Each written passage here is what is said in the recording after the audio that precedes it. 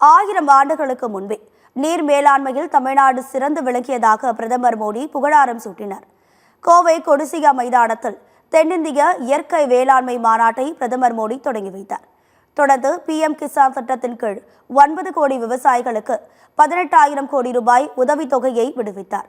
மாநாட்டிற்கு தாமதமாக வந்ததற்கு வருத்தம் தெரிவித்த அவர், நான் மேடை ஏறும்போது பல விவசாயிகள் தங்களது மேல் துண்டை சுழற்றி கொண்டு இருப்பதை குறிப்பிட்டார். இதனால் பீகாரின் காற்று தமிழ்நாட்டிலும் வீசுகிறதோ என்று தாம் நினைப்பதாகவும் அவர் கூறினார். சிறு வயதிலேயே தமிழை கற்றிருக்கலாம் என்று தோன்றுவதாக கூறிய பிரதமர், நாட்டின் தொழில் ஆற்றலின் மையப்புள்ளியாக கோவை இருப்பதாக கூறினார். இந்தியாவின் இயற்கை வேளாண்மையில் தென்னிந்தியா முன்னோடியாக திகழ்வதாக கூறிய மோடி, 1000 ஆண்டுகளுக்கு முன்பே நீர் மேலாண்மையில் சிறந்து விளங்கிய மண் தமிழகம் என புகழாரம் சூட்டினார். ஒரே நிலத்தில் பல அடுக்கு விவசாயம், ஒரு பருவத்தில் இயற்கை விவசாயம் என்னும் புதிய வேளாண் புரட்சிக்கு வித்திட வேண்டும் என்றும் பிரதமர் நரேந்திர மோடி வேண்டுகோள் விடுத்தார்.